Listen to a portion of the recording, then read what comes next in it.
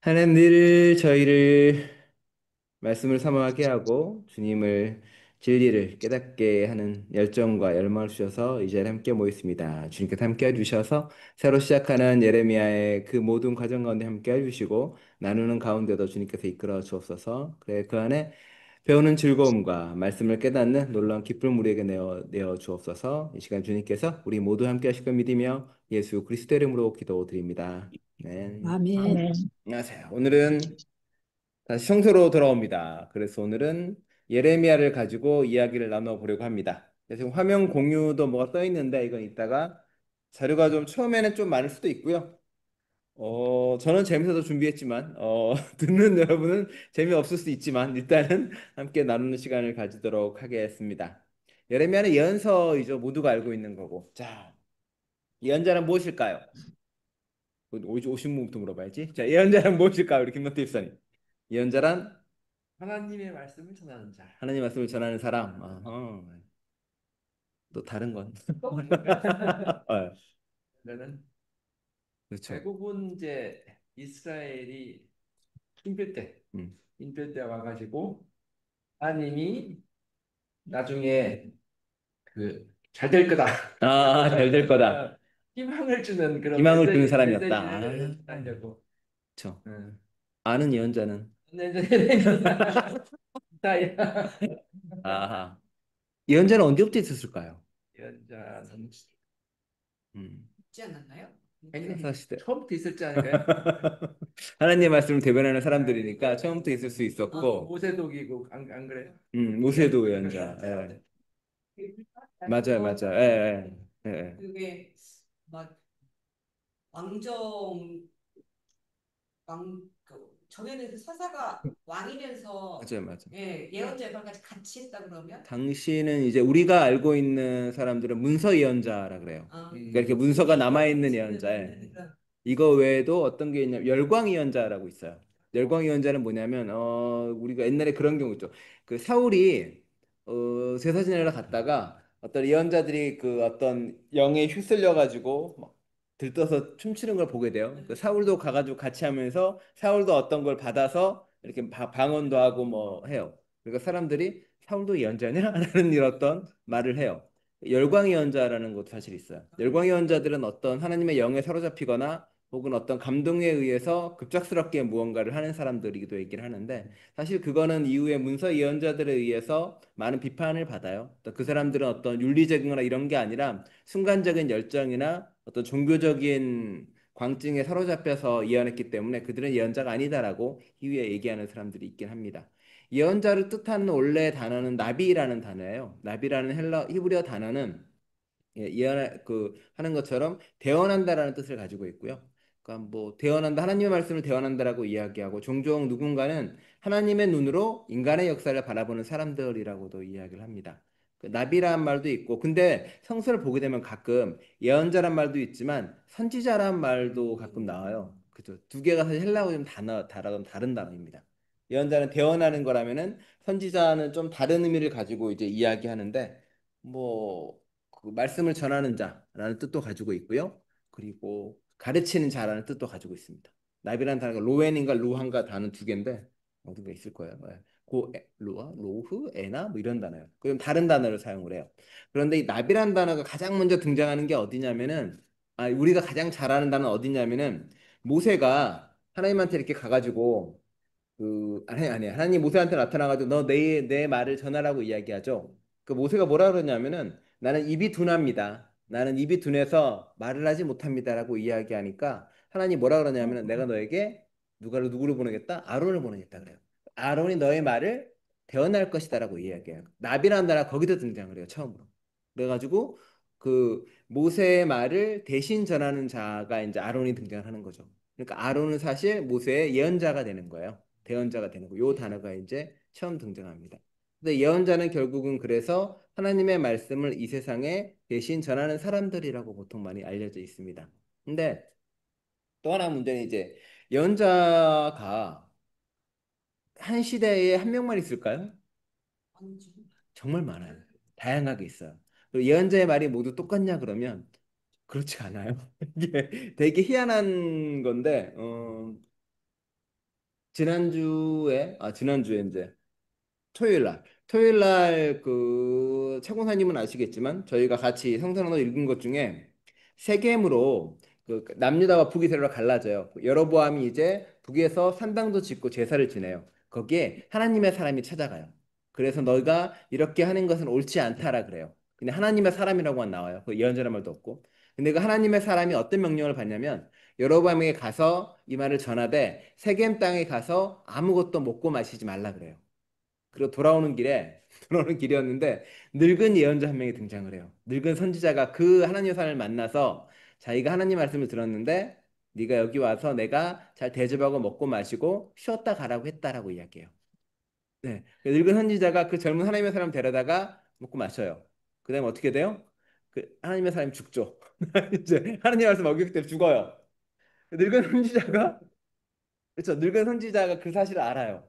그리고 이제 말을 안 들었기 때문에 죽었다는 것도 알고요. 그다음에 그 늙은 선진자는 그리고 나서 얼마 지나지 않아 죽어요.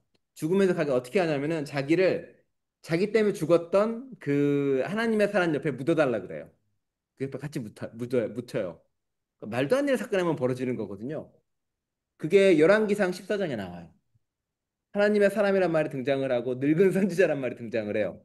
그러니까 말도 안 되는 사건들이 성경에 종종 벌어지는 거예요. 그 당시에는 선지자도 여러 명이었고 여러 명의 사람들이 좀 복잡하게 얽혀서 예언도 하고 말도 하고 이런 사건들이 벌어지긴 해요. 그러니까 스스로가 근데 예언자가 하나님의 영면 사로잡힌 게 아니라 학교도 있어요. 그래서 엘리야와 엘리사 있잖아요. 엘리사는 엘리야가 운영했던 예언자 학교 학생이었어요. 그런 것도 있고요. 이사야서 같은 경우도 제1, 2, 3, 4로 나눠지는데 오랜 시간 동안 이사야란 이름으로 기록된 사람들이에요. 다만 한 사람이라고 이야기하진 않아요. 여러 사람에 의해서 물려받고 해요. 또 하나는 예언자가 아까 얘기한 것처럼 심판을 이야기하고 괜찮아라고 이야기하는 것도 있지만 호세아나 다른 사람들처럼 심판만 이야기하고 끝나버린 경우도 있어요. 요나 같은 경우도 요나는 예언자가 아닐까요? 하나님의 심판을 이야기를 하죠. 근데 되게 작은 소리로 이야기하고 튀죠. 근데 그 심판이 이루어지는 게 아니라 이제 구원의 사건이 그 안에 벌어지는 거죠. 그러니까 예언자는 앞일에 벌어질 어떤 운명론적 사건을 이야기하는 것이 아니라 하나님의 윤리나 하나님의 가르침을 선포를 하는 거고요. 그 선포에 따라서 이제 어떻게 될 것인가가 그 들은 사람들의 행위에 따라서 달라지게 되는 거죠. 그리고 예레미야 시도 마찬가지지만 항상 여러 가지 이야기가 맨날 나와요. 예를 들어서 여로보암과 르호보암 나눠질 때도 여로보암을 따르던 사람들은 여로보암 예언자들이 하나님 말씀이 옳다 그러고 르호보암 따르던 사람들의 예언자들은 르호보암이 옳다고 주장을 해요. 심지어 예레미야 시대에는 그 당시 예언자들이 있었고 예레미야가 심판을 이야기할 때도 다른 예언자들은 오히려 신명기사를 인용을 하면서 너는 하나님의 말씀을 잘못 인용했으니까 죽을 것이다. 신명기에 나온 것처럼 예레미야한테 이야기를 해요. 그러니까 예언자끼리도 갈등이 많이 벌어지는 거죠. 그 문제는 거기서 도대체 하나님의 말씀이 뭔지 분별하는 게 문제인 거고 오늘날에도 마찬가지죠. 오늘날에도 수많은 사람들이 이제 이야기를 하고 씨름을 하고 고민을 하면서 어떤 말이 맞는 말인가라고 이야기를 보통 하지만 근데 성경에 나오는 대부분의 경우는 심플하게도 자기 마음에 드는 말은 대부분 예언자들이 아니에요. 네, 불행히도 대부분 자기 마음에 들지 않는 말, 자기가 듣기 싫은 말, 혼나는 말, 꾸짖는 말이 예언자의 말인 거죠. 뭐 예수님도 성전에 가가지고 내가 저 성전을 허물고 뭐 지을 거다라고 하는데 그 당시 예루살렘 사람들 중에 누가 그 말을 듣기 좋아했을까요? 아무도 안 좋아했죠. 그러니까 예언자들의 말에 이게 하나님의 말인가 아닌가를 고시볼 수 있는 가장 좋은 거는 저 말이 나한테 들어와서 아프다. 저 말이 나한테 들어와서 고통스럽다. 그러면 그게 하나님의 말이라고 많이 보시면 됩니다.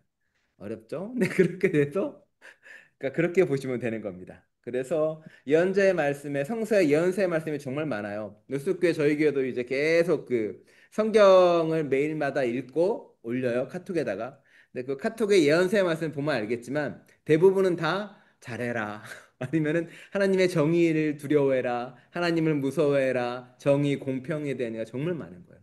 그러니까 예언서의 말씀이 여전히 우리에게도 죽빛처럼 우리를 바뀌는 거에 돼야 되는 거고 우리를 변화시키는 그 무언가가 돼야 되는 거죠. 그러다 보니까 예언서의 말씀들은 다른 성경과 마찬가지로 당시 역사와 대단히 이렇게 연결돼 있는 거예요. 그래서 왜 예레미야냐면은 예레미야가 정말로 그 이스라엘의 맨 멸망의 예언자였거든요. 북이스라엘이 북이스라엘의 722년 기원전 722년에 북이스라엘이 멸망하고 남유다가 기원전 586년에 망해요. 네. 그 망하는 그 시기의 예언자가 바로 느헤미야였거든요. 그리고 그 마지막 예언조차도 사실은 다 망하는 거였고 희망이라고 하나는 그 당시 이제 포로로 바빌론에 잡혀갔던 바벨론 왕이 풀려나는 걸로 이제 하긴 하지만 거의 멸망에 대한 예언자였다는 거죠. 근데 이렇게 요나처럼 망해라 그러고 자기는 도망가 버린 게 아니라 거기서 같이 고통스러워하고 힘들어하고 아파하면서 멸망을 이야기했다는 거죠. 그게 얘기한 것처럼 예언자들은 멸망이 반드시 다가올 운명적 사건으로 이야기한 게 아니라 너희가 여기서 회개하고 돌이키면 괜찮아질 거야라고 계속 말을 하는 거죠. 근데 그렇게 이야기하는 거고 아니면 예를 들어서 예레미야 시대 때 어떤 예언자는 우리가 평안한 이유에 대해서 이야기할 때 이렇게 이야기해요. 하나님께서 뭐 외부 환경이 이렇고 우리나라가 이렇고 국제 정세가 이러니 우리는 괜찮아라고 이야기를 해요. 경제적인 거나 문화적인 거나 다 괜찮으니까 우리는 튼튼할 수 있어라고 이야기하는데 예레미야는 뭐라고 선포하냐면은 너희가 하나님의 경전을 불태우고 하나님의 말씀을 듣지 않아서 망하는 거야라고 이야기해 버립니다. 그러니까 중요한 거는 하나님의 진리지 지금 외부에 있는 사건이나 그런 게 전혀 아니다라고 선포를 시작하는 거예요. 그 모든 것 안에는 이제 그 이스라엘의 역사가 그 안에 담겨 있기 때문에 그렇습니다. 그래서 나눠드린 것 중에 Before the Divided Kingdom이라고 나와 있는 게 있습니다. 저는 그 카톡에서 지금 아니 카톡이 아니라 줌에서 지금 공유하고 있는 건데요. 네.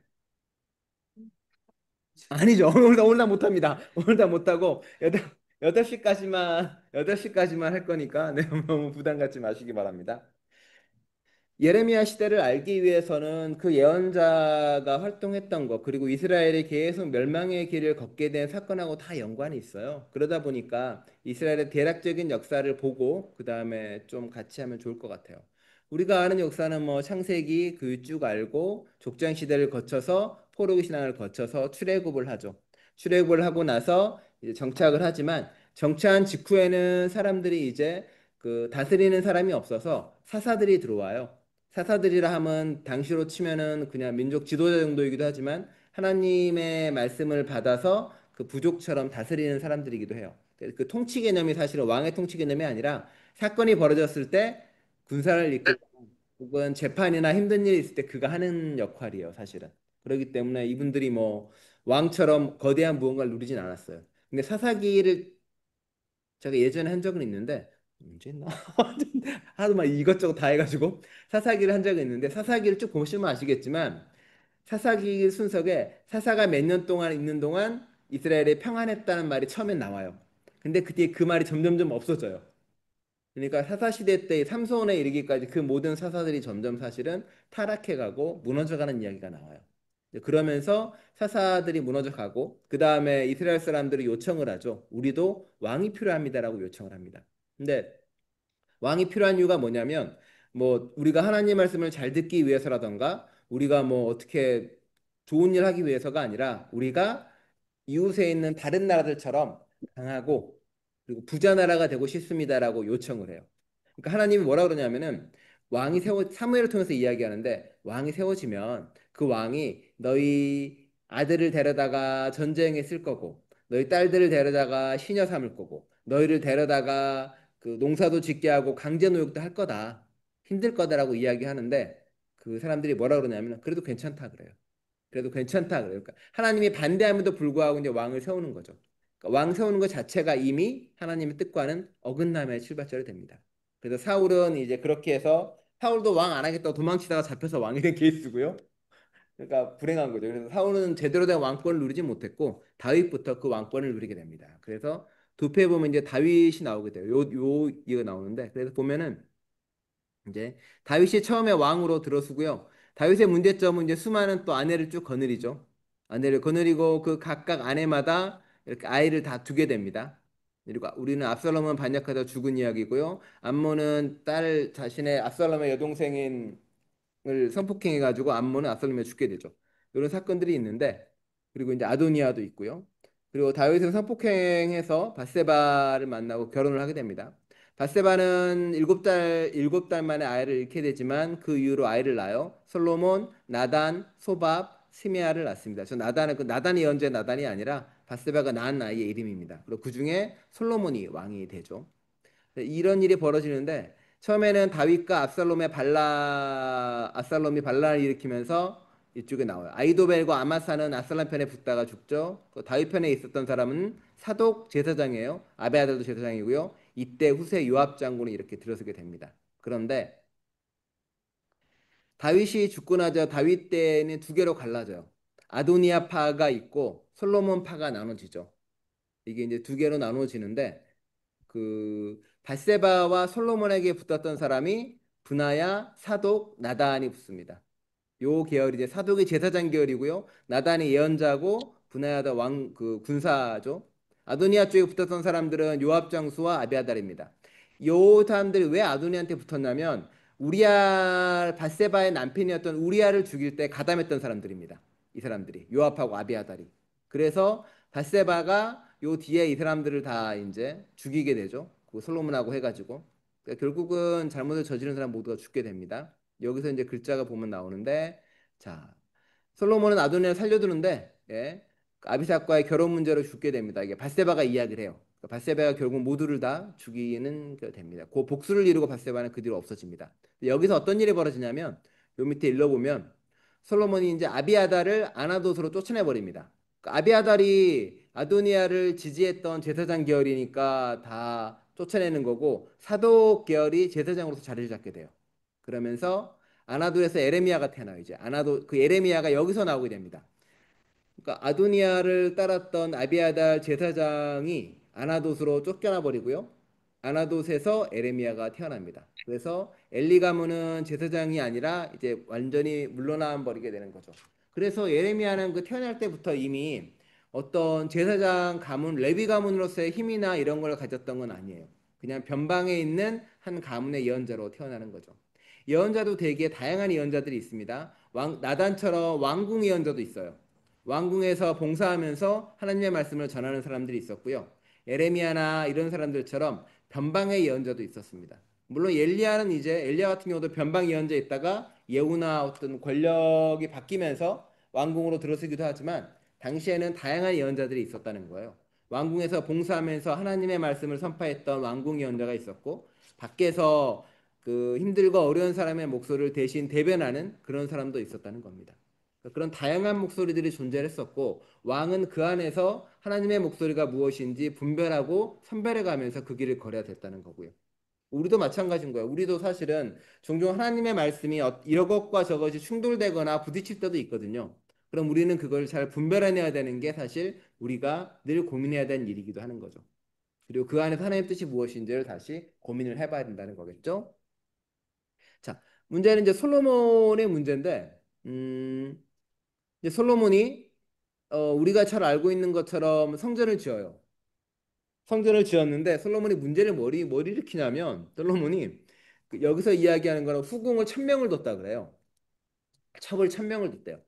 첩 1,000명이 사실은 뭐 숫자적으로 뭐 그만큼 많이 뒀다는 거고 근데 그 1,000명을 뒀다는 말 구절에 무슨 말이 나왔냐면은 그 하나하나의 아내들이 자신들의 신을 가져왔다고 하고요. 그리고 또 하나 나온 것은 솔로몬의 죄 중 하나가 첩을 들인 거라고 얘기를 하거든요. 근데 솔로몬이 죄를 자그만치 1,000번이나 지었다는 거예요. 계속 포기하지 않고 그 말이에요. 그러니까 그 계속 죄를 지은 거예요. 그러니까 성전을 지었다는 게 그의 어떤 업적이 될 수도 있지만 끊임없는 죄를 계속 짓고 있었다는 거고요. 또 성전을 지은 게 업적으로 되지 않아요. 왜냐하면 그 이후에 어떤 사건이 벌어지냐면 솔로몬이 죽자 자신의 솔로몬의 아들 르호보암이 왕으로 올라가는데 왕으로 올라갈 때 그 백성들이 르호보암한테 이야기를 해요. 당신이 우리를 당신의 아버지가 했던 것처럼만 다루지 않는다면 솔로몬이 우리에게 엄청난 세금과 강제 노역을 시켰는데 그것만 경감해 준다면 우리가 당신을 왕으로 섬기겠습니다라고 이야기해요. 그러니까 얼마나 성전을 짓기 위해서 혹은 자신의 궁전과 더구나 솔로몬은 아내들을 위해서 궁전도 많이 지었거든요. 그러니까 성전보다 사실 다른 걸 더 많이 지었어요. 그랬기 때문에 맨날 백성들 걸 뺏거나 그 외국 주변 나라로부터 많은 걸 받아 챙겼어요. 그러다 보니까 외국어도 갈등이 많았고요. 그러다 보니까 그 첩에 대한 것부터 해서 그 많은 것들이 세금과 노역에 시달리다 보니까 백성들이 솔로몬에 대해서 당연히 불만을 가질 수밖에 없는 거죠. 그런데 이제 그걸 해달라고 백성들이 요청하니까 르호보암이 뭐라 그러냐면은 내가 나의 채찍은 나의 아버지 솔로몬보다 훨씬 더 강하고 무서울 것이고 내가 주는 짐은 솔로몬보다 더 무거울 것이다라고 이야기를 해버립니다. 그러니까 사람들이 안 따르죠. 그래서 여로보암을 10개 지파가 따라가고 유다 지파와 베냐민 지파만 유독 이제 그 르호보암을 따라가게 됩니다. 왜 베냐민 지파만 따라가냐면 이게 복잡한 사정이 있는데 기억하실지 모르겠지만 아브라함이 이제 아브라함이 자신의 아들 중에 유다가 베냐민을 요셉이 이집트로 있을 때 이제 사람들이 먹을 거를 구하러 요셉에게 찾아가죠. 아들인지 몰라요. 자기 동생인지. 그러니까 요셉이 뭐라 그러냐면은 너의 막내인 베냐민을 내가 인질로 잡고 있을 테니까 너희가 가서 음식을 가져오라고 이야기하죠. 근데 그때 나섰던 사람이 바로 유다예요. 유다가 뭐라 그러냐면은 막내를 잡아놓으면 우리 아버지가 슬플 거니까 나를 대신 잡고 있어 달라고 이야기를 합니다. 유다가 좀 바뀌죠. 그러니까 유다가 그 이후에 이제 장손이 되는 건데 그래서 유다를 베냐민 지파가 유다 지파를 배신하지 않아요. 왜냐하면 자신들의 조상을 위해서 목숨을 내걸었던 사람이기 때문에 배신하지 않아요. 그래서 유다 지파와 베냐민 지파가 하나로 해서 르호보암을 하고 나머지 10개 지파가 다 해서 북이스라엘로 가게 됩니다.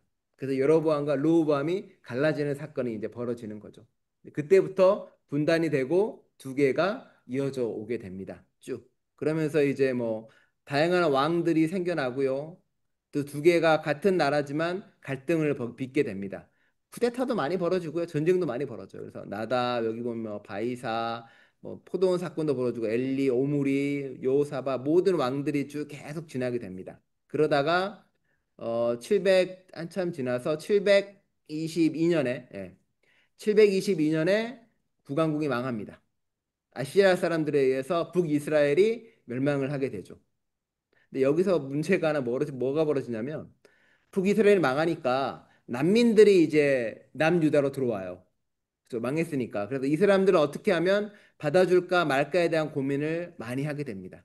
이게 이제 히스기야 왕과 그때 시절에 벌어져요. 그래서 히스기야는 이제 종교 개혁을 벌이게 되고 왜냐하면 북이스라엘이 망한 이유가 하나님을 따르지 않았기 때문이라고 이야기를 합니다. 그래서 히스기야가 되고요. 여기에 이제 히스기야 사건에는 뭐 되고 그다음에 이제 므낫세인데 히스기야 다음에 므낫세는 엄청나게 많은 죄를 저질렀다라고 나옵니다. 그다음에 암몬이고요. 또 요시아도 종교개혁을 한번 일으키죠. 여기서 훌달한 여성 예언자가 등장하기도 합니다.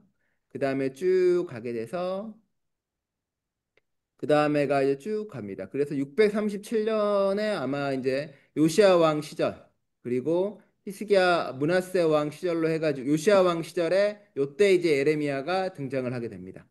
태어나죠. 태어나 있다. 네. 그래 요때 등장을 하게 되고 에레미야가 609년에 이야기하고 쪼로로 해서 그 다음에 이제 요로 예레미야의 시대가 시작이 됩니다. 요 망할 때까지 망하는 여기 538년 망할 때까지 드디어 에레미야가 눈물로써 예언을 하고 많은 사람을 일으키게 됩니다. 그게 바로 역사적 배경입니다.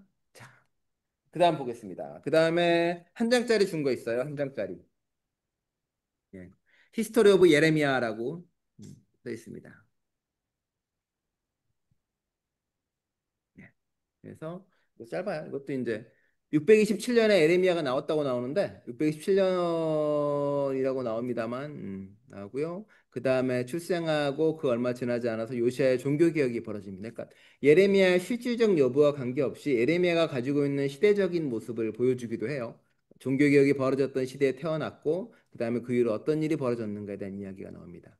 요시아가 그 신명기를 바탕으로 해서 율법을 내리며 새로운 종교개혁을 일으키고입니다. 그래서 쪼로로 가게 되면은 그래서 예레미야는 세 파트로 나눠져 있어요. 예레미야가 들은 말입니다. 예레미야가 선포한 말입니다. 그리고 맨 마지막에 하나 1장부터 35장 25, 26에서 45, 45에서 51 세 스쿨로 나눠져 있고요. 그 새 내용으로 구분되어 있기도 하고 뒤에 나옵니다. 그렇게 나옵니다. 그래서 보면 조금씩 읽어볼게요. 네. 612년에 보면 이런 말 나옵니다. 아시리아가 바빌론에게 패배한 후 이집트는 바빌론의 새로운 강국으로 최대의 적이 될 것을 알게 되었다. 그래서 바빌론을 견제하기 위해 아시리아를 지원한다. 아시리아를 지원하기 위해 이집트는 유다를 통과해 북쪽으로 진군한다. 이집트가 유다를 길을 내달라는데 길을 안 내주죠. 우리 임진왜란과 똑같은. 그래서 히스기야가 죽어요. 여기서 요시아가 죽어요. 이집트가 위로 통과하니까 통과 못 시키다 가 전쟁을 일으켜가지고 요시아가 죽습니다. 609년인데 요시아의 전사. 요시아는 북상하는 이집트를 견제하기 위해 전쟁을 벌이다가 무기또에서 609년에 전사한다. 요시아가 전사한 후에 둘째 아들인 여호와이아스가 왕으로 등극한다. 그러나 전쟁을 마치고 이집트로 돌아오는 길, 이집트에 의해서 강제로 폐위되고 이집트로 잡혀갑니다. 그리고 그의 형인 여호야김이 이집트의 봉식 문조로 유다의 왕이 됩니다. 그러니까 결국 유다가 여호야김이 왕이 된 게 이집트가 이렇게 시켜가지고 보통 왕이 됐다라고 이야기를 하게 됩니다. 그러면서 이때 605년에 예레미야가 성전에서 쫓겨나고요. 609년에 성전에서 열심히 설교를 했지만 9년에 쫓겨납니다. 그리고 예레미야에게 하나님의 말씀이 임한 게 36장에 나옵니다. 이때 바룩 부인제 예레미야 두루마리를 기록합니다. 이 바룩이 예레미야 제자인데 그래서 성서 외경 중에 카톨릭이 쓰는 외경 중에는 바룩서가 있어요. 그게 바로 예레미야의 제자인 바룩이 그걸 기록하고 있는 이야기가 되겠습니다. 그 다음에는 이제 그 다음에 큰 거는 없고요. 미스라본 여호야김이 바빌론의 봉신왕이 됨. 그 다음에 밑에 줄에 보면 에레미야 두루마리를 바룩이 낭독하고 여호야김이 태워버립니다. 가뭄이 시작되고 여호야김이 태워버려지고 그리고 예언자들끼리 충돌이 벌어져요. 어떻게 왜 충돌이 벌어지냐면 뒤에 보면 위에 나옵니다. 크게 나온 거. 예레미야 예언이 경고에서 심판으로 바뀝니다. 유다 역사에 대해서 낙관적인 미래를 내어놓은 예언자들과 충돌하게 되고요. 낙관적인 미래를 내다보는 예언자들은 바빌론이 이집트에 패배한 것에 관련해서 이제는 바빌론의 세력이 약해져서 고대 서아시아의 정세에서 종이 호랑이가 될 것이라고 전망합니다. 순전히 외부적인 이야기죠. 그러나 예레미야는 이런 국제정세와는 관계없이 여호야김이 하나님의 두루마리를 태워버린 사건이 얼마나 하나님의 권위에 도전하는 사건인지에 대한 경각심을 불러일으켰고요. 그래서 망할 거라고 이야기합니다. 그러면서 예레미야가 이런 말을 하죠. 아나토의 사람들이 예레미야를 죽이려고 했을 때 하나님이 예레미야가 하나님한테 뭐라 그러냐면은 약한 자의 길이 형통하며 반역한 자가 다 평안함이 무엇인가라고 묻습니다. 이게 예레미야를 관통하는 큰 질문이기도 해요. 왜 하나님을 따르는 사람들 그리고 하나님을 믿는 사람들은 세상에서 힘들고 어렵고 그런데 왜 악한 자들의 길은 잘 되고 반역한 자가 왜 평안한지 끊임없이 하나님에게 물어보게 됩니다. 예레미야는 그 고민을 가지고 평생 예언을 하게 되고요. 그 답을 그 안에서 구하려고 이야기를 하게 됩니다. 그리고 저 뒤에 보면 결국 이제 죽죠. 결국은 이제 이집트에서 죽고 그리고 북이스라엘은 남유다는 멸망하는 지경에 이르는 게 요 이야기입니다. 시간 나시면 보내주는 거 차근차근 읽어보시면 재밌고요. 이분이 정리를 잘해가지고 특별히 제가 처음에는 흑백으로 복사하려고 했는데 흑백은 뭔가 구분되지가 않아서 특별히 칼라로 프린트를 해드렸습니다. 네, 그렇게 해드렸고요. 네, 그렇게 됐습니다. 그래서 오늘은 벌써 30분이 지났기 때문에 자 오늘 나누는 거를 조금씩 읽어보도록 하겠습니다. 네, 이제 한 번씩 읽어가면서 이야기하겠습니다. 예레미야가 사역을 시작한 요시야 13년은 남왕국 유다가 멸망을 향해 치닫던 격변의 시기였다. 예레미야의 사역 기간은 다른 예언자들에 비해 길었는데 그 기간은 무려 40년 이상이었고 그러는 동안 유다는 반복되는 열강의 침략으로 어느 때보다 국력이 급격하게 쇠퇴했다. 전에 없던 재앙과 혼란으로 백성들은 고통을 겪었고 야훼 하나님이 여전히 자신들과 함께 하시는지 심각하게 의문을 품었다. 그렇죠. 그러니까 사람들이 힘들 때 늘 물어봐요. 하나님이 있는데 왜 힘들까? 하나님이 있는데 우리는 왜 어려울까? 거꾸로 물어볼 수도 있죠. 다 어려운데 굳이 나만 행복할 이렇게 까닭이 있을까? 다 힘들고 괴로운데 내가 뭐 얼마나 잘났다고 나만 행복할까라고 생각할 수 있다고 물어보기도 합니다. 근데 보통은 그런 시기에 웬만하면 힘들고 어려우면 좋은 말을 해줘야 되잖아요. 그렇죠. 뭔가 희망적인 이야기. 그래. 우리 힘들고 어려우니까 하나님이 우리와 함께 하시니까 잘 될 거야. 하나님이 우리를 보살펴 주시니까 우리는 아무 문제 없어. 강대국에 둘러싸여 있지만 우리는 망하지 않을 거야. 저 북이스라엘 망한 건 자기들이 잘못한 거고 우리는 잘하고 있어. 이런 말을 하면 좋은데 예레미야는 그런 말을 하지 않았습니다. 뒤에 뭐라고 나오나요? 그런 식의 예레미야는 유다의 멸망을 예언했다. 국력의 쇠락 때문이 아니라 순전히 유다의 죄악 때문에 멸망할 것이라고 말이다. 그는 하나님의 부르심을 따라 그나마 이스라엘을 지탱해 주었던 다윗 언약과 하나님의 집인 성전이라는 두 기둥을 때려 부수려 했다. 때려 부수려 했다네. 다윗 언약은 유대에 세우신 다윗 왕조의 영원함을 보증하는 언약이고 성전은 유다와 예루살렘에 임하시는 하나님의 임재를 상징한다. 그런데 이 두 가지를 부정하니 예레미야는 이스라엘 백성에게 불편한 존재일 수밖에 없었고 그로 인해 예레미야가 온갖 핍박과 저주를 받는 것은 어쩌면 매우 당연했다. 그쵸? 당연하죠. 야, 희망을 기다리고 있는데 야, 다윗이 하나님이 다윗에게 지켰던 약속 안 지켜준대라고 이야기하죠. 성전을 솔로몬 때 거대하게 지어놓고 그거 하나 바라보고 삼는 건데 왜냐하면 남유다는 북이스라엘랑 갈라지면서 본인만의 아이 지파도 여기가 적잖아요. 유다 지파와 딸랑 베냐민 지파 둘밖에 없고 저기 열 지파 다 있는데 그럼 이 사람들이 자신들의 정체성과 우리가 옳다는 걸 주장할 수 있는 유일한 근거는 예루살렘 있는 성전이에요. 왜냐하면 저 북에는 세겜에는 여러 번에 만들어 놓은 가짜 성전인 거고 여기가 진짜니까. 근데 그거를 가지고 안위하고 위안하고 있는데 여러 에레미야가 나타나가지고 그것도 무슨다고 이야기하니 당연히 화날 수밖에 없었죠. 예수님도 마찬가지로 예수님도 그 당시 로마 식민지에서 힘들고 어렵게 사는 그 이스라엘 백성들이고 그들이 의지하는 거라고는 성전을 바라보면서 이 성전을 지키기 위해 우리 수많은 조상이 죽었고 수많은 사람이 싸웠고 우리의 모든 정신이 이 성전에 있어라고 이야기를 하는데 끊임없이 예수님이 와가지고 나 그거 며칠 만에 허물 거야, 뭐 부술 거야, 껍데기야, 뭐 그 안에 들어가서 채찍질하고 장사하는 사람 하니까 죽이고 싶죠. 예레미야도 그와 마찬가지로 엄청나게 싫어했다는 거예요. 모든 사람이 평안의 말씀과 위안의 말씀을 기대할 때 하나님은 의외로 정말 다른 심판의 메시지를 요청하는 거죠. 그게 사실은 종종 살 길이기 때문에 그렇고 그게 우리가 유일하게 구원받을 수 있는 길이기 때문에 그렇다라고 이야기를 합니다. 그래서 그는 백성에게 임할 심판의 메시지를 자신과는 아무런 상관이 없는 듯 냉정하게 선포한 사람이 아니었다. 그 자신도 멸망할 성읍 한가운데 살면서 백성의 슬픔과 고통을 고스란히 껴안은 채 메시지를 전했다. 예레미야는 그런 사람이었다. 어두운 감옥에 감금당하고 질질 끌려다니며 매를 맞고 결국 머나먼 태양 예굽에서 생을 마칠 때까지 그는 철저히 백성과 함께 고난을 겪었다. 외적인 환난을 겪는 그의 내면인들 평화로웠을까? 하나님의 말씀을 받고 잠시 기뻐하기도 했겠으나 예레미야만큼 하나님께 격하게 문제를 제기하는 사람이 없다고 할 정도로 그의 내적 갈등과 회의는 매우 깊었다입니다. 그렇죠. 하나님의 말씀 이해했으니 아싸 나는 드디어 예언자로서의 내 몰락한 가문을 일으키겠구나라는 마음도 있었겠죠. 근데 그 말이 이렇게 왕정을 도와주는 거나 하는 게 아니라 망할 거라는 말을 하고 있으니 속칠 수밖에 없는 거죠. 그럼에도 불구하고 에레미야는 요나처럼 이렇게 멀리 떨어져서 예언한 사람이 아니라 그들의 아픔과 눈물을 함께하면서 예언했다는 거죠.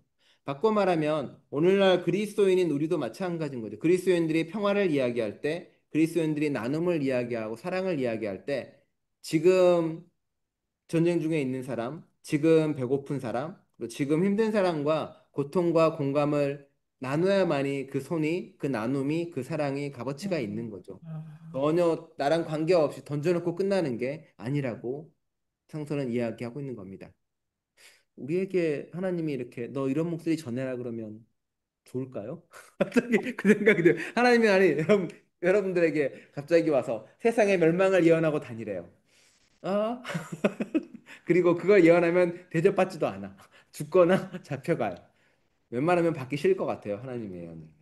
예레미야도 아마 그런 마음이라고 이야기를 합니다. 자, 그래서 물어봅니다. 예레미야의 이야기는 오늘 우리의 신앙관을 근본적으로 뒤흔든다. 예레미야는 하나님이 모태에 짓기 전에 아셨고 배에서 나오기 전에 성별하셨던 사람이다. 하나님께 선택받아 사명을 받은 이의 삶이 처음부터 마지막까지 고난으로 가득했다는 사실은 오늘 우리가 고백하는 선택받았다는 말의 의미를 되돌아보게 한다. 그렇죠? 우리도 그렇고 바울도 그렇고 늘 그렇게 이야기하잖아. 우리를 태초부터 선택하셨고 태중에서 우리를 구원자 삼으신 주님 감사합니다라고 기도한단 말이에요. 하는 분들 거 그러면 이게 어가 아닌 거예요. 마지막까지 너 고생할 거라는 거니까 웬만하면 하기 싫지 않을까요? 그렇습니다. 네. 그래서 야훼를 굳게 신뢰했던 예레미야의 처절하고 고난받는 삶은 성공을 갈망하고 안정을 보장받으려고 애쓰는 성공신앙을 뒤흔든다. 하나님을 믿으면 반드시 복이 받는다는 식의 말이나 혹은 좀 더 고상하게 세상의 물질적인 복은 아니더라도 마음에 참된 평안을 얻게 된다는 식의 말은 예레미야의 비참한 삶 앞에서 그저 무색할 뿐이다. 그래서 예레미야서는 우리의 어설픈 신앙과를 송두리째 허물며 우리의 거짓 안정감과 평안을 부숴버린다. 이래서 이런 서 별로 안 줘요, 사람들이. 왜냐하면 하나님을 믿으면 삶은 힘들고 어려워도 내 안에 잔잔한 평화가 와야 되고 최소한은 그건 줘야 되는데 그렇잖아요. 그래야 고통 가운데 있어도 찬양도 있죠. 고통 가운데 있어도 내 안에 평화가 있으면 뭐 은혜로다라던가 이래야 되는데 이렇게 예언서의 말씀을 보면 고생해요. 예언자들이 맨날 그 엘리야 그러죠. 엘리야가 와서 하나님 차라리 나 그냥 죽게 좀 내버려 달라. 나 좀 데려가 달라라고 이야기하거든요. 그러니까 하나님의 사람이 고통받는 게 당연한 디폴트 값으로 너무 많이 나와 있는 거 예언서에. 그게 그리고 성서에 엄청나게 많이 나와 있단 말이에요. 그러니 사람들이 예언서를 잘 안 보는 이유이기도 하고요. 그리고 들으면서 별로 은혜가 안 되는 이유가 바로 그런 이유이기도 합니다. 사실 우리가 아는 성서의 인물들은 대부분 다 이렇게 복 받고 잘 살지 않았어요. 저도 참 신기한데 성서에 예수님 믿는 사람들이 다 아무도 복 받거나 잘 된 사람이 없음에도 불구하고 목사들은 설교할 때 예수님을 믿으면 복 받는다고 설교하잖아요. 대단히 아이러니합니다. 여전히 저도 가끔 그렇게 얘기하면서도 미안한 마음 들긴 합니다만, 네, 그건 하나님 알아서 하시리라고 믿으며, 네, 일단은 성서에 나오는 예수님 믿는 사람들은 대부분 고생했다. 하나님 따르는 사람도 대부분 고생했다. 그럼에도 불구하고 그 사람이 그렇게 했던 거는 하나님이 함께 하시기 때문이었다라고 이야기합니다. 그리고 사실 그 말씀은 이런 거예요. 하나님의 말씀을 믿는 사람과 따르는 사람은 자기 자신은 힘든데요. 세상이 좋아요. 세상한테 좋습니다. 이게 문제예요. 세상의 소금이라는 이유는 뭐냐면 사라져서 결국은 누군가를 도와주는 거고요. 내가 타서 밝혀주는 거예요. 불행히도. 이게 아이러니한데 그렇습니다. 하나님이 우리를 세상에 보낸 건 너 복 받으라고 보낸 게 아니라 너를 통해서 세상의 축복이 되는 거고 우리를 통해서 누군가를 살리기 위함입니다. 우리는 그렇습니다. 그런 걸 미리 아시고요. 네, 네. 가겠습니다. 에레멧의 짜임새. 그래도 좋지 않아요? 살면서 나만 위해 사는 게 아니라 나를 통해 누군가가 행복하면 좋잖아요. 그게 뭐 가까이는 가족이 될 수도 있고요. 가까이는 남편, 아내, 자식이 될 수도 있고 좀 멀리는 친인척이 될 수도 있고 좀 멀리는 사회나 힘든 사람이 될 수도 있잖아요. 내가 이 땅에 올 때보다 내가 떠난 뒤에 좀 더 행복한 사람이 한 사람이라도 늘어나게 하는 게 뭐 그리스도인이라고 이야기를 하는 거겠죠. 네. 자, 에레미야서의 짜임새. 에레미야서는 일종의 제목 같은 표현이 단락을 구분하는 경우가 빈번하다. 우리말 개역 개정판에는 뚜렷하게 드러나지 않으나 에레미야서 첫머리에 예레미야의 말씀들이라는 제목이 달려 있다. 그리고 51장 64절 마지막은 예레미야의 말들이 이래 끝나리니라고 맺고 있다. 처음과 끝에 같은 표현을 써서 봉투처럼 하나로 묶은 것이다. 바로 이게 받았었다라고 보통 얘기합니다. 그렇다면 예루살렘 멸망의 날들을 다루는 마지막 52장은 일종의 후기라고 볼 수 있다. 근데 후기라고 붙은 52장이 거기가 유일한 희망이 있는 거예요. 나머지 51장까지는 멸망한다는 거고요. 52장에 그 여호야비 사깃이 돌아오거든요. 음, 요 다음이구나. 사깃이 풀려나는 이야기가 나와요. 그때까지만 나오고요. 그때까지는 네, 느부갓네살 주기, 이보디스, 고레스 입성, 네, 아마 예, 뒤에 역사서가 없구나. 풀려난 얘가 나오고 거기가 마지막인데 부록으로 붙은 게 그나마 희망이라고 나오고 있습니다. 자, 그래서 어, 역시 개역개정판에 잘 드러나 있지는 않지만 45장 1절도 예레미야가 이른 말씀이라고 적고 있는데 이를 통해 45장의 1장과 51장에 나온 표현들과 연결된다. 그죠? 1장과 45 나눠지고요. 45에서 그 51까지 52까지 나오고 51. 중간에 25에서 35도 나누기도 합니다. 45도. 예. 나누면서 설명하도록 하겠습니다. 개역개정판에서 여호와께로부터 에레미야에게 말씀이 임하니라로 번역된 문장을 직역하면 여호와께로부터 에레미야에게 임한 말씀이다. 이 표현 또한 제목 역할을 하면서 새로운 단락을 시작하는 어구로 여러 번 쓰인다. 그렇죠?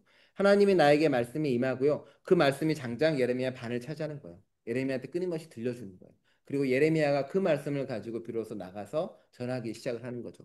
하나님의 말씀을 듣고 깨닫는 게 문서 예언자들 그리고 성경에 나온 예언자들이 앞에 열광주 예언자랑은 거기서 완전히 달라집니다. 열광주 예언자는 어떤 종교적 접신 상태나 혹은 종교적 황홀경에서 그냥 무작위로 내뱉는 말들이 있는 거예요.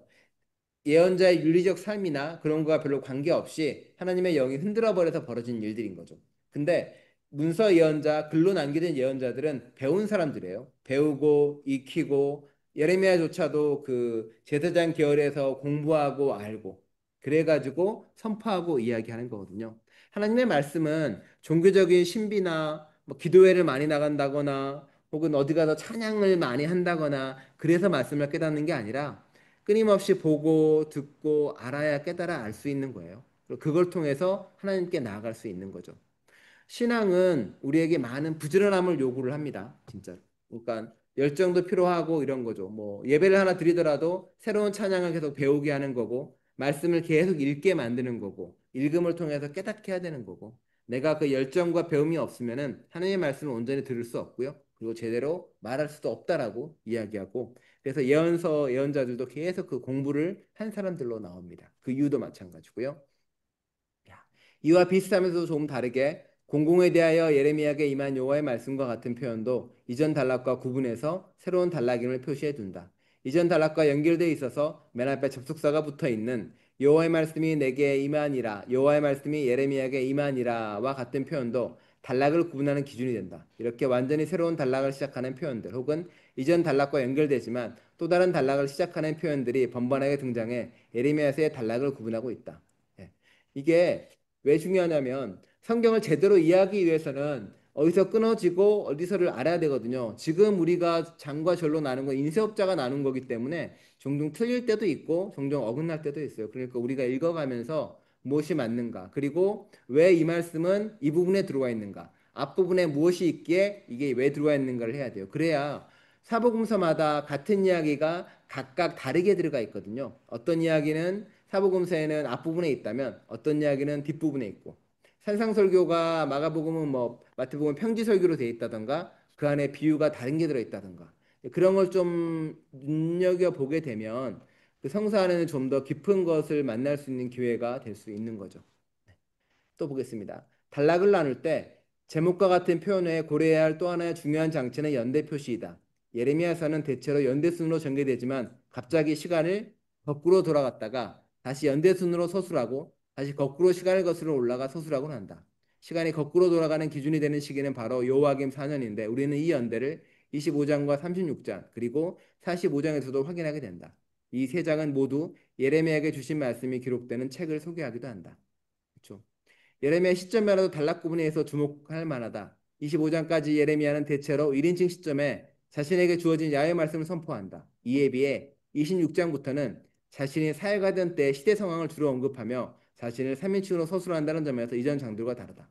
그렇죠? 3인칭으로 서술한다는 것은 자신도 그 역사의 하나의 흐름으로 방관자로 존재한다는 게 아닌 거예요. 흐름 가운데 자기도 같이 하는 사람이고 자기도 하나님의 말씀이나 심판에 예외된 존재가 아니라는 걸 보여주기도 합니다. 무슨 뭐 자기를 귀엽게 표현하기 위해 3인칭으로 했다든가 결코 아니라는 그런 얘기입니다. 네. 예레미야가 사역하는 동안의 역사적 상황은 시드기야 왕 시기, 예루살렘의 멸망과 멸망 이후 유대 땅의 남은 자들의 공동체, 그 후 애굽에 내려간 이들에 대한 보도까지 이어진다. 그리고 다시 45장에서 여호와김 4년 시점으로 되돌아가 바룩이 예레미야가 불러주는 대로 이 모든 말을 기록했다는 말로 끝맺는다. 그러니까 구조 하나하나를 본다는 것은 우리가 성경을 1.1획도 틀림이 없다라고 말하는 것은 정말 1.1획이 문자적으로 틀림이 없다는 게 아니라 그 성서가 어떻게 배치되어 있는지 어떤 순서로 들어가 있는지 이 구절이 왜 그렇게 되어 있는지 하나하나가 다 허투루 된 게 아니라는 의미거든요. 그 생각을 해보면 여러분이 많이 하나님의 말씀을 고민하고 받아 적는다라고 생각을 하면 단락 하나, 문장 하나, 글자 하나에 엄청나게 신경을 쓸 거 아니에요. 이 예언자들을 기록한 사람들이나 이게 성서로 들어갈 걸 생각을 못 했겠지만 하나님의 말씀을 기록한 사람들은 바로 그 열정으로 쓴 사람들이에요. 내가 하나님의 말씀을 썼는데 이게 여기다 넣어야 되는지 여기다 넣어야 되는지 하나님의 뜻은 어디에 있는지 늘 묻고 답하면서 글을 썼거든요. 한 글자 한 글자를. 그렇기 때문에 그게 그만큼 소중하다는 의미로 써 있다는 겁니다. 그래서 1장 10절에서 예루살렘의 소명을 나타내는 동사들인 세우다, 헐다, 심다, 뽑다 등이 45장 4절에 다시 쓰였고 1장과 45장 모두 예레미야 말들이라는 제목이 붙어 있다는 점에서도 1장과 45장은 연결된다. 그래서 1장이 첫 번째고 2장 45장 이후로 나눠지는 게 이제 그런 걸로 나눠지는 겁니다. 이를 볼 때 45장은 1장부터 이어진 내용을 최종적으로 마무리하는 장이라 할 수 있다. 그리고 단어도 중요한데 보면은 세우다, 헐다, 심다, 뽑다란 동사를 자주 사용해요. 근데 그 이유는 이 당시 하나님께서 이스라엘을 세우셨고 이제 허물고 그 다시 심고 심었던 것을 뽑고 그거를 하나님께서 하신다는 데 대한 상징이기도 해요. 예를 들어서 음, 그 부활 동사라는 게 있어요. 그 신약에는 일으킴 받다, 일어나다 이런 단어를 써요, 종종. 그게 이제 대부분은 복음서는 부활할 때만 그 단어를 썼고요. 시신이 일어나거나 아픈 자가 일어날 때만 써요. 근데 그 단어를 동일하게 뭐 이스라엘이 일어난다거나 믿는 자들이 일어난다 때 그 단어를 사용을 하거든요. 그러면 어떤 의미냐면은 단어적 의미만 있는 게 아니라 그 사건이 바로 부활의 사건과 동일한 것이다라고 고백하기 위해 그 단어를 쓰는 거거든요. 근데 그런 것들이 되게 중요하다고 이야기하는 겁니다. 그래서 정리하자면 에레미야서에서 여호야김 4년은 중요한 연대이고 이에 따라 1장, 25장, 45장은 예레미야서에서 매우 중요하다. 그리고 46장에서 51장은 열방을 향한 하나님의 말씀이라는 점에서 이전의 내용들과 확연하게 구별된다. 이상의 논의를 근거로 예레미야서의 기본적인 짜임새 우리는 다음과 정리할 수 있다. 그렇죠? 그러니까 46장 2절에는 이스라엘 민족에게만 아니라 모두에게 다 선포하고 이야기한 말씀이라고 이야기합니다. 요한복음 4장의 4절에 무슨 일이 났는지는 네, 다음에도 자 하고요. 자, 그래서 그 짜임새가 네 개로 나눠지는 거예요. 그래서 예레미야에게 임한 야훼의 말씀이 1장에서 25장까지 나와요. 예레미야서를 읽기 힘든 이유 중에 하나가 길어요. 일단은 힘들기도 하지만 그리고 요하야김 시대부터 시드기야 시대까지 상황과 예레미야의 사역이 26장에서 45장 나오고요. 그리고 열방을 향한 말씀이 46에서 51장 그리고 예루살렘 멸망과 포로 요호야긴의 석방 요게 50장 마지막이에요. 다 잡혀가고 요호야긴 왕이 풀려나는데 그걸 하나의 희망으로 보기도 합니다. 그래서 보면 전반부에 해당하는 25장까지는 시 형식으로 되어 있고요. 7장부터 군데군데 예언자가 3인칭으로 표현된 산문체 설교문도 있습니다. 흔히 예레미야 고백이라고 불리는 본문도 전반부에 배치되어 있습니다. 이 본문들은 하나님의 사명을 받은 예언자들의 내적 고통과 물음을 적나라하게 보여줍니다. 후반부에 해당하는 26장부터 예레미야가 겪는 고난을 둘러싼 이야기를 마치 목격자가 예레미야를 가까이 따라다니며 기록하듯 생생하게 표현합니다. 아마도 그의 평생 동지였던 바룩이 기록했을 것이다라고 이야기합니다. 기회가 되면 바룩서도 보면 재밌습니다. 성경 재밌네. 저는 재밌는데 재밌습니다. 아마도 그의 평생 동지였던 바룩이 기록했을 것이다. 이런 이유로 예레미야의 고난과 삶이 담긴 26에서 29장, 37장과 44장은 예레미야의 순환기 혹은 바룩의 비망록이라고 불린다. 이름 잘 지어요. 바룩의 비망록이라고 불립니다. 그래서 자 이제 예레미야서 읽을 때 우리가 정말로 어떻게 해야 잘 읽을 수 있는가입니다. 학문적 읽기나 신앙적 읽기가 아니라 예레미야를 통해서 하나님이 우리에게 주고 싶은 말씀 그리고 예레미야를 통해서 예레미야가 우리에게 주고 싶은 말씀 예레미야를 통해서 예레미야를 지켜봤던 바룩이나 그 사람이 전해주고 싶은 말씀 또 에레미야서를 통해서 우리 신앙의 선배들이 성경에 집어넣으면서 보여주고 싶었던 말씀, 또 예레미야서를 구약에 넣으면서 봤던 신약 시대 사람들의 마음 이런 걸 다 보는 거예요. 그래야만이 성경의 모든 깊이를 다 보게 되는 겁니다. 그래서 예레미야서를 읽을 때입니다.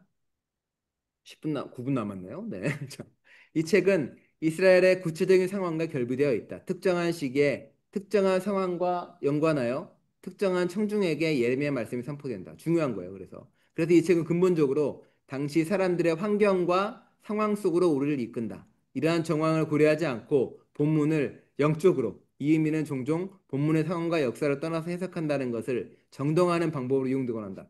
그렇죠. 영적으로 해석한다는 게 무슨 전 보는 것도 아니고 이거는 그냥 내 말이 맞아라고 말하고 싶어서 하는 거고요. 그런 거 없습니다. 네. 영적으로는 이미 성경 안에 다 들어가 있어요. 그 안에 이미 다 부어놨는데 그거를 영적으로는 아닙니다. 해석하면 우리에게 주어진 본문이 일차적으로 특정한 역사적 상황을 배경으로 하고 있다는 점과 특정한 장르와 방식을 따라 서술되어 있음을 무시하게 된다. 그렇죠. 왜냐하면 시편은 시로 읽어야 되는데 그거를 무슨 과학책으로 읽으면 안 되는 거고요. 창세기도 우리에게 주어지는 의미를 가진 책으로 읽어야 되는데 그것도 과학책으로 읽으면 안 된다는 거죠. 과학책으로 봐서 틀려라고 봐서 안 된다는 겁니다. 그렇다고 예레미야의 본문이 그 시대 상황과 현실 안에서만 의미 있는 것이 아니다. 예레미야서는 본문에서 묘사되는 상황과는 다른 후대의 현재의 모습으로 형성되고 완성되었다. 그렇죠? 당시에 막 쓴 게 아니라 그것들을 그 뒤에 와서 다시 만들어지고 다시 뽑고 했다는 거예요. 당시에 바로 받아 적어가서 놨다는 게 아니에요. 그 뒤에 누군가 받아 적은 게 많이 남아 있었고 바로뿐만 아니라 다른 데 남겼겠죠.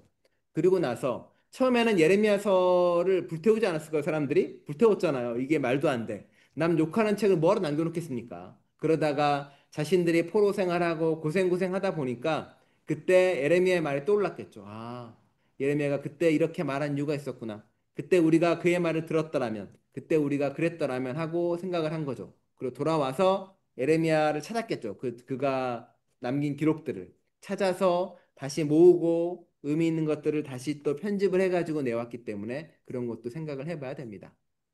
그래서 바벨론 포로를 경험한 이스라엘, 그리고 포로에서 돌아온 후의 이스라엘 공동체는 자신들을 향해서도 이 말씀이 여전히 의미가 있다 여겼기에 예레미야 이름으로 전하는 내용을 수집하여 현재 형태로 완성한 것이다. 그러므로 현재 예레미야서는 포로 혹은 포로 후기 신앙 공동체의 이해와 관심사가 반영되어 있다. 나아가 오늘을 살아가는 우리가 예레미야서를 읽는다는 것은 우리의 특정한 상황과 맥락을 고려하며 읽어야 함을 의미한다. 예. 이게 성령의 인도하심을 따라 성경을 읽는다는 것은 어떤 신비 체험 이런 게 아니에요.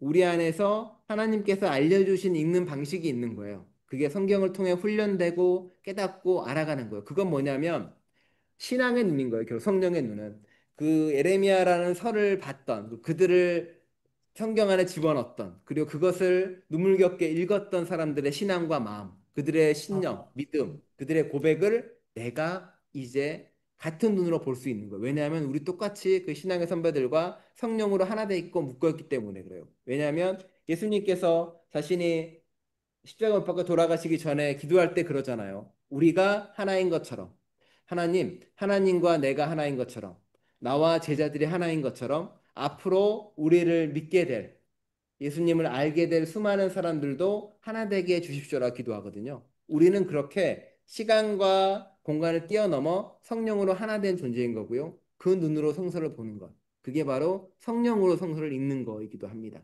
그래서 결국 에레미야서를 읽을 때 최소한 세 맥락을 고려해야 한다. 첫째는 본문이 다루는 주전 7세기, 6세기 맥락으로 이는 다른 모든 것을 규정하는 기본입니다. 포로기록은 포로기 이후의 유대 공동체 맥락이 고려해야 할 두 번째 맥락으로 이때 본문의 구성과 배열이 현재 모습으로 갖춰졌다. 뭐 복잡하게 얘기하면 편집 비평, 문서 비평 이런 얘기인데 복잡하게 얘기 안 했네요. 자, 마지막으로 오늘 우리의 맥락이 있는 거예요. 그러니까 오늘 기독교 신앙을 가진 독자로서 예레미야서를 읽는다고 할 때 이를 기독교적 맥락이라고 표현할 수 있다. 예레미야서를 읽음으로써 우리는 주전 7세기에서 6세기에 살았던 예레미야 삶과 사역 그리고 그의 시대를 읽고 그의 이름으로 전해진 책을 모으고 현재의 모양으로 편찬해낸 신앙 공동체의 손길을 발견할 수 있으며 예레미야를 통해 오늘 우리에게 전하신 하나님의 말씀을 깨달을 수 있을 것이다입니다. 나머지 길기 때문에 여기까지요. 네. 그러니까 제 성서를 물론 목사라서 좋아하죠.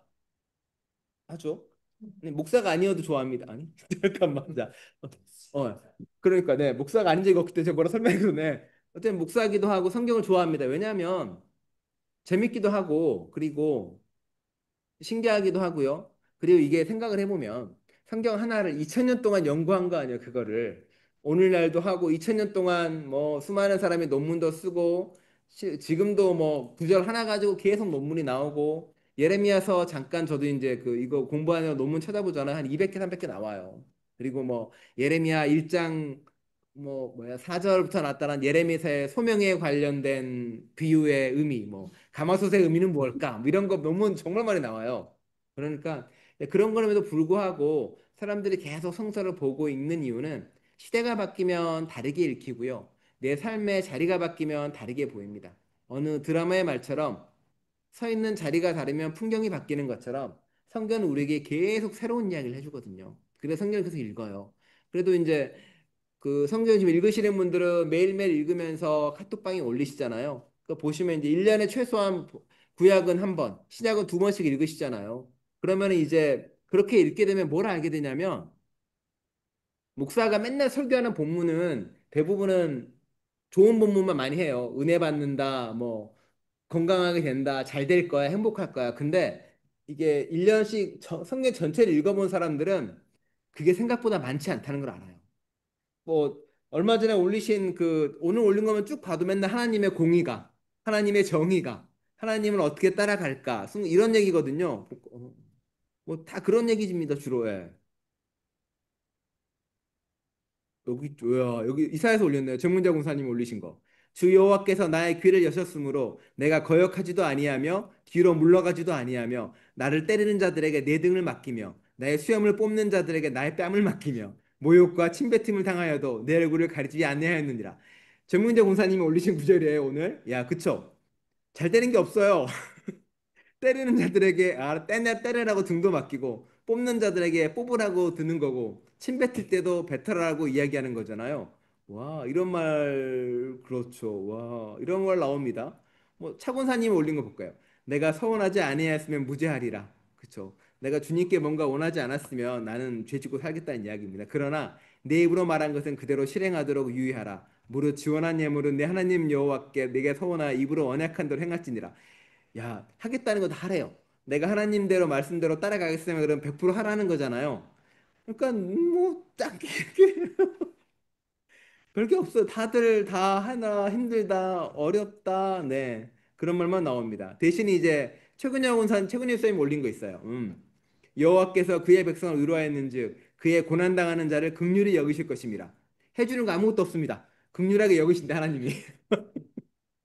그러니까 결국 우리가 신앙을 살아가는 거는 정말 세상에서 모욕과 어려움을 당하지만 그럼에도 불구하고 하나님 곁에 있겠다는 거거든요. 그게 좋아서 있는 분들이고요. 그게 나를 통해서 다른 사람이 행복해지고 나를 통해서 다른 사람이 기뻐지는 게 좋은 거가 우리의 신앙이잖아요. 근데 예언자들은 더 힘들었다는 거예요. 하나님의 도구와 수단이 되는데 자기를 통해서 다른 사람이 행복해지는 게 아니라 자기를 통해 다른 사람이 너무 힘들어해. 내가 심판의 말씀을 하고 내가 그런 말씀을 하니까 점점 어려워지는 거예요. 그게 예언자들이 겪었던 고통과 아픔이에요. 그러니까 예언자들이 맨날 못하겠다 그러죠. 예수님도 심지어 잔 좀 걷어달라 그러고 나 이거 못하겠다 그러잖아요. 우리는 그런 거에 비하면은 행복하죠, 사실은. 네. 그래서 저는 예레미야서 읽어가면서 예레미야의 고통과 아픔도 이해를 하고 그럼에도 불구하고 하나님이 희망의 손길을 포기하지 않았던 것, 그럼에도 불구하고 예레미야 그 선포를 하면서도 그 안에 하나님의 열정이 식지 않았던 것, 그럼에도 불구하고 그 아픔과 고통 속에서도 절망하지 않았던 것에 대해서 같이 봤으면 좋겠습니다. 네. 온라인에 오신 분들은 다 예레미야서를 한 번씩 다 읽어보셨죠? 네, 왜냐하면 성경 읽게 하셨던 분 계시고, 네, 김봉자 여러분도 읽으셨으리라 믿으며, 네, 그렇게 됐습니다. 네, 그래서 혹시 다 궁금한 게 있으시다거나 혹은 예레미야서에 관련돼서 이런 걸 하고 싶다. 지금은 앞에는 이제 인트로덕션이니까 이렇게 약간 신학적이거나 좀 어려운 얘기를 했고요. 앞으로는 그 다음 주 지나고 나서는 아마 이제 바로 성경으로 들어갈 것 같아요. 성경 같이 읽어가면서 좀 나누기도 하고요. 그리고 같이 좀 이야기 나누는 시간을 좀 가질 예정입니다. 원래 오늘 또 시간 되면 하려고 프린트 되었어요. 예언자 해가지고 이제 뭐 이게 어떤 일이 벌어졌는가. 왜냐하면 방금 읽었던 거는 이제 예레미야 1장 1절에서 3절에 나오는 이야기랑 비슷해요. 뭐 예를 들어서 hil기야의 아들 예레미야의 말이잖아요. hil기야가 누구냐? 베냐민 땅 아나돗의 제사장들 가운데라고 이야기해요. 레위 지파는 자기 땅이 없었기 때문에 남의 땅에 살아야 됐고요. 그 남의 땅이 베냐민 땅이었고 아나돗이 아마 제사장들이 유배된 곳입니다. 아까 그 얘기했던 것처럼 그런 것들이 이 배경을 알면 이제 되는 거죠. 그 요시아가 13년이 됐다 그러면 종교육이 벌어지고 13년이 된 때구나라고 이야기가 되는 거고요. 또 이제 요시아의 아들 여호야김이 됐다 그러면은 이런 일이 있었다. 뭐 이런 것들에 대한 걸 알기 때문에 다뭐 예루살렘 사람들이 사로잡혀 갔다 뭐 이런 것들이 역사적인 걸 알면 좀 더 많이 이해할 수 있습니다. 그래서 설명해 드렸고요. 앞으로는 이제 오늘처럼 이렇게 신학적인 이야기만 하면 난 오지 않을래요라고 하시는 분들이 계실 수도 있지만 잠깐만 참으시면 성경으로 들어가도록 하겠습니다. 그리고 오늘 한 걸 다 기억하실 필요는 없어요. 하다가 또 중간중간 필요한 거 있으면 또 이야기 나누고 또 말씀을 좀 더 깊이 깊이 보면 좋을 것 같아요. 그러면 성경이 재밌습니다. 늘 이야기하지만 성경은 되게 좋아요. 그리고 항상 저도 많이 읽고 자주 읽긴 하지만 볼 때마다 새롭고 놀라우니까 영어로 볼 때 다르고 한국말로 볼 때 다르고 번역본 볼 때 또 달라요. 그러니까 그렇게 잘 읽으면은 좋겠습니다. 네. 혹시 뭐 궁금한 거나 뭐 난 싫어요라거나 네. 저는요, 네. 여기 이제 이사야 66장 끝나면 이제 에레미야 읽잖아요. 네. 그런데 예레미야 뭐 많이 읽었지만, 음, 목사님이 하고 같이 이제 성경 공부할 때 뭐 어떤 말씀을 하시는지 읽으면 제가 이제 네. 예레미야 읽기 시작할 때 좀 도움이 네. 많이 안 되겠나, 이런 그렇죠. 생각으로 지금 아, 들었어요. 딱 맞춰요. 그래서 보니까 이 성경 읽기가 그대로 넘어가는 것 같더라고요. 이사야기 끝나가고 하니까. 그래서 이 좋아요. 네, 이런 그래서 게 우리가 어, 구약은 잘 모르잖아요. 읽기는 다 네, 읽었어도. 그러니까 한 맞아요. 번씩 이렇게 시작할 때 네, 좀 해주시면은 더 맞아요. 도움이 될 것 같은 그런 그렇죠. 기분이 그리고 들어요. 권사님도 그렇고 이정자님이나 정문자 권사님도 사실은 최소한 제가 볼 때 성경은 3번 이상 완독하셨잖아요, 전부 다. 그죠? 네, 3번 이상이 뭐야? 대여섯 번씩 다 읽으신 분들이니까 다시 쭉 보면은 생각도 나고 또 좋고 이러시리라고 생각이 됩니다, 권사님. 네, 하여튼 저는 오신 분들께 늘 감사드립니다. 네. 자, 우리 기도하겠습니다. 네, 하나님, 누구는 하나님의 말씀이 부담이 된다 이야기합니다. 하지만 누구는 하나님의 말씀이 송이꿀보다 달달하고 고백을 합니다. 우리로 하여금 어떤 때는 하나님의 말씀이 쓰게 다가오고 짐처럼 다가올 때도 있고 어떤 때는 송이꿀처럼 달게 다가올 때도 있고 그렇게 하나님의 말씀을 가까이 하는 저희 될 수 있도록 함께하여 주옵소서. 그래 그 말씀이 우리 안에 들어와서 종종은 우리를 흔들기도 하고 불안하기도 하고 종종 무섭게 만들기도 하고 종종은 위로가 되기도 하고 평화가 되기도 하는 살아있는 말씀으로 만날 수 있도록 우리를 이끌어 주옵소서. 이 시간 예레미야를 조금씩 조금씩 알아갈 동안 예레미야가 성경에 통해서 우리에게 전해주고 싶었던 하나님의 말씀이 먼저 깨닫게 해주시고 예레미야를 통해서 수많은 우리의 신앙의 선배들이 받았던 감동과 깨달음을 우리 또한 누릴 수 있도록 이끌어 주옵소서. 그 모든 여정 가운데 주님이 함께 하실 걸 믿으며 예수 그리스도의 이름으로 기도드립니다. 아멘. 아멘. 감사합니다. 들어가세요. 네. 어. 님이 보신 것 같은데.